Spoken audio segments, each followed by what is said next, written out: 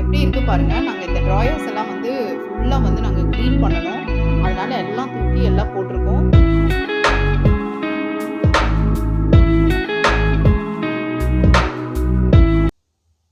Sunday morning tiffin எல்லாம் ஆயிடுச்சு. இப்போ பார்த்தீங்கன்னா சிக்கன் கிரேவியும் பண்ணி முடிச்சாச்சு. இப்போ பார்த்தீங்கன்னா ஒரே ஒரு கிரேவி மட்டும்தான் நான் பண்ணியிருக்கேன்.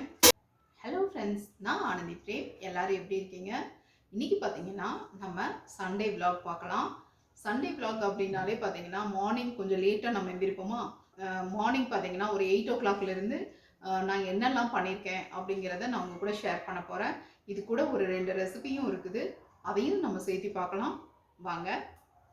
மார்னிங் எந்திரிச்சோடனே பார்த்திங்கன்னா கிரைண்டர் போட்டுட்டேன். இது நேற்று நைட்டே ஊற வச்சது. இது கிரைண்டர் ஓடவே பார்த்திங்கன்னா ஃப்ரூட்ஸ் வெஜிடபிள்ஸ்லாம் நம்ம வாங்கிட்டு வந்தாச்சு. அது கூட பார்த்திங்கன்னா எல்லாம் ஒவ்வொரு டப்பாவாக நம்ம எடுத்து வைக்க வேண்டிய வேலையும் இருக்குது. இது ஏன்னா 1 வீக்கோட ஃப்ரூட்ஸ் அண்ட் வெஜிடபிள்ஸ் தான். ஃபஸ்ட்டு பார்த்திங்கன்னா நான் வந்து எல்லா வெஜிடபிள்ஸையும் நல்லா எடுத்து வெளியில் போட்டுட்டு அதுக்கப்புறமா பார்த்திங்கன்னா ஃபஸ்ட்டு அந்த பச்சை மிளகாயில் இருக்கிற அந்த காம்பெல்லாம் கிள்ளி போட்டோம்னா இது நமக்கு ஒரு 15 days வரைக்கும் நமக்கு ஒன்றுமே ஆகாது, கெட்டு போகாது. அதுக்கப்புறமா பார்த்திங்கன்னா இந்த மாதிரி கேரட் அப்புறமா மிளகாய் இதெல்லாம் வந்து பார்த்திங்கன்னா இந்த மாதிரி ஒரு ஏர்டைட் கண்டெய்னரில் நம்ம இதை எடுத்து வச்சிட்டோம் அப்படின்னா இதுவும் ஒன்றும் நமக்கு கெட்டு போகாது. அப்புறமா புதினாவும் இதே மாதிரி ஒரு டப்பர்வேர் டப்பாவில் இலையில நம்ம பிச்சு போட்டோம்னா அதுவும் நமக்கு ரொம்ப நாளைக்கு வரும். ஃப்ரூட்ஸ் எல்லாம் இப்படி தனியாக நம்ம எடுத்து வச்சிட்டோம் அப்படின்னா அது பாட்டுக்கு நமக்கு நல்லா நீட்டாக இருக்கும். இந்த மாதிரி தான் என்னோடய வேலையெல்லாம் போச்சு. கறி லீவ்ஸும் பார்த்திங்கன்னா நல்லா கழுவி அதை உலர்த்திட்டு அந்த லீவ்ஸ் எல்லாம் நம்ம பிச்சு இந்த மாதிரி வச்சிட்டோம்னா ஒரு 15 days வரைக்கும் வரும். இப்போ நம்ம ரெசிபி பார்க்கலாம். சேமியா இது வந்து 2 தடவை கழுவி எடுத்தாச்சு. இப்போ பார்த்திங்கன்னா கொஞ்சம் உப்பு போட்டிருக்கேன். அது வந்து லைட்டாக தண்ணி தெளித்து நம்ம இதை வந்து ஒரு 5 minutesக்கு ஊற வச்சிடலாம். அப்போ தான் வந்து வேகிறப்ப நல்லா சாஃப்டான ராகி சேமியா கிடைக்கும். 5 minutes ஆச்சு. நம்ம இப்போ வந்து சேமியாவை வேக வச்சிடலாம். இதை நம்ம க்ளோஸ் பண்ணி வச்சிடலாம்.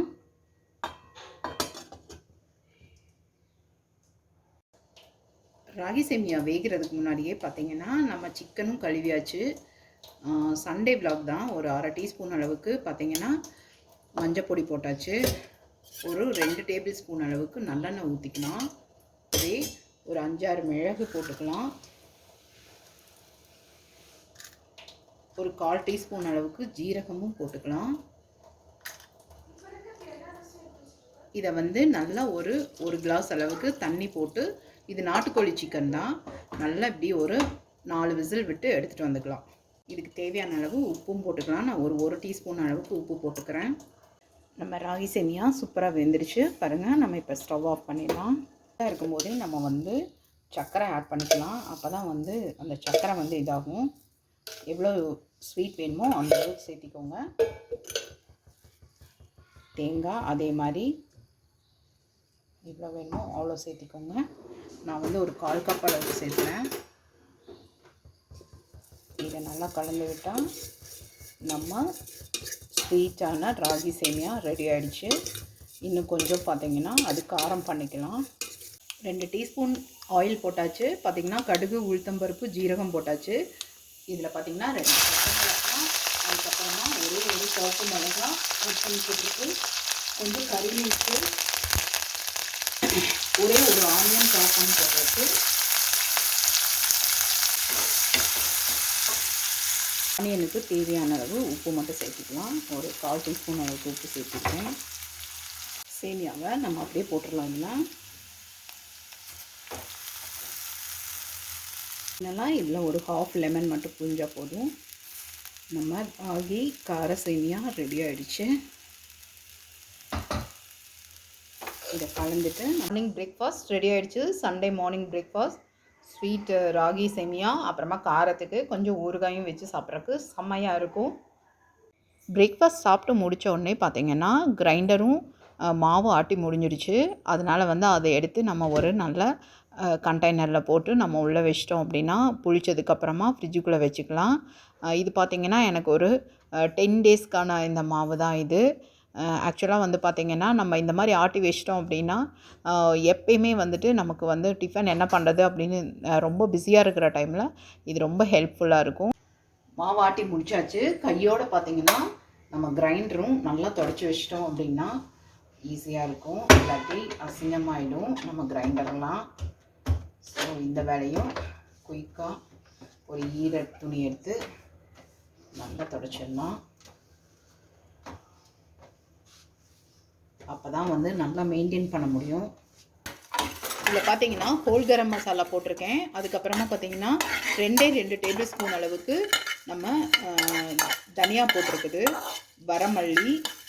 அவ்வளோதான். இதை நல்லா ஃப்ரை பண்ணி எடுத்தாச்சு அப்படின்னா இதை வந்து வேறு ஒரு பவுலுக்கு ட்ரான்ஸ்ஃபர் பண்ணிக்கலாம். சின்ன வெங்காயம் ஒரு 1/4 கப்பு போட்டிருக்குது. இதில் கொஞ்சம் ஒரு 2 டீஸ்பூன் அளவுக்கு ஆயில் போட்டுக்கலாம். முந்திரி போட்டுடலாம். ஜீரகம் 1 டீஸ்பூன், அதே மாதிரி சோம்பு 1 டீஸ்பூன் போட்டுக்கலாம். மிளகு அதே மாதிரி 1 டீஸ்பூன் போட்டுக்கலாம். இதெல்லாம் நல்லா கலந்து விட்டுக்கலாம். ஒரு தக்காளி போட்டுக்கலாம். அதையும் நல்லா வதக்கி விடலாம். ஸ்பைஸியாக பண்ணணும். அதனால் வந்து பார்த்திங்கன்னா நான் ஒரு 8 மிளகா போட்டிருக்கேன். நல்லா இதை வந்து ஃப்ரை பண்ணிக்கலாம். இந்த தேங்காயும் ஒரு 1/4 கப்பு இருக்கும். இதையும் நம்ம ஆயிலில் போட்டு நல்லா ஃப்ரை பண்ணி எடுத்துக்கலாம். இதில் பார்த்திங்கன்னா நம்ம இப்போ அரைச்ச விழுது எல்லாத்தையும் நம்ம இதில் சேர்த்திடலாம். பாருங்கள் எவ்வளோ ஃபைன் பேஸ்ட்டாக அரைச்சிட்டு எடுத்துகிட்டு வந்தாச்சு. இது வந்து தக்காளி, தேங்காய், அப்புறமா வரமிளகா இதெல்லாம் போட்டது. இது பார்த்திங்கன்னா நம்ம அந்த ஹோல் கரம் மசாலா அரைச்சது. இதையும் சேர்த்து நம்ம இதில் ஆட் பண்ணிடலாம். இப்போ நம்ம இது தாளித்து விட்டுறலாம். பாருங்கள், நல்லெண்ணெய் ஊற்றி தாளித்தா தான் சிக்கன் கிரேவி சூப்பராக இருக்கும். 3 டேபிள் ஸ்பூன் ஆயில் போட்டுக்கோங்க. அதில் பார்த்திங்கன்னா 3 கிராம்பு போடலாம், லவங்கம், ஒரே ஒரு ஸ்டார் அனீஸ் போடலாம். அப்புறம் சின்னதாக ஒரு கல்பாசி, அப்புறமா ஒரு 1/2 டீஸ்பூன் அளவுக்கு சோம்பு, ஒரு 1/4 டீஸ்பூன் அளவுக்கு ஜீரகம், ஒரே ஒரு பெரிய வெங்காயம் கட் பண்ணி விட்டது சேர்த்துக்கலாம்ல. கறி லீஃபு கொஞ்சம் க்ரஷ் பண்ணி சேர்த்துக்கலாம்.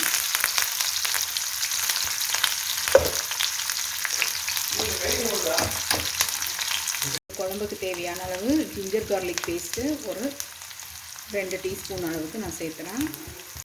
இந்த தாளிச்சதை நம்ம குழம்புல சேர்த்திடலாம். ஒரு 5 மினிட்ஸுக்கு நல்லா இந்த குழம்பு வெந்தது அப்படின்னா நமக்கு சூப்பரான சிக்கன் கிரேவி ரெடி ஆகிடும். புதினாவும் கொத்தமல்லியும், புதினா பார்த்திங்கன்னா ஒரு 5-6 இலை தான், கொத்தமல்லி ஒரு கை நிறையா சேர்த்திக்கலாம். இதில் நல்லாயிருக்கும் குழம்பு. சிக்கன் கிரேவி சூப்பராக ரெடி ஆகிடுச்சு. ஃபைனலாக நம்ம கறி லீவ்ஸ் மட்டும் போட்டுட்டு ஸ்டவ் ஆஃப் பண்ணிடலாம். சண்டே மார்னிங் டிஃபன் எல்லாம் ஆயிடுச்சு. இப்போ பார்த்தீங்கன்னா சிக்கன் கிரேவியும் பண்ணி முடிச்சாச்சு. இப்போ பார்த்தீங்கன்னா ஒரே ஒரு கிரேவி மட்டும்தான் நான் பண்ணியிருக்கேன். ஏன்னா கொஞ்சம் ஒர்க் இருந்தது. எங்களோட பெட்ரூம் பார்த்தீங்கன்னா ரொம்ப இந்த வீட்டுக்கு வந்தப்போ இருந்து நாங்கள் வந்து க்ளீன் பண்ணவே இல்லை. ட்ராயர்ஸ் எல்லாம் அதெல்லாம் வந்து நாங்கள் க்ளீன் பண்ணிகிட்ருக்கோம். இது பார்த்திங்கன்னா எங்களோட மாஸ்டர் பெட்ரூம் தான். எப்படி இருக்குது பாருங்கள். நாங்கள் இந்த ட்ராயர்ஸ் எல்லாம் வந்து ஃபுல்லாக வந்து நாங்கள் க்ளீன் பண்ணணும். அதனால் எல்லாம் தூக்கி எல்லாம் போட்டிருக்கோம்.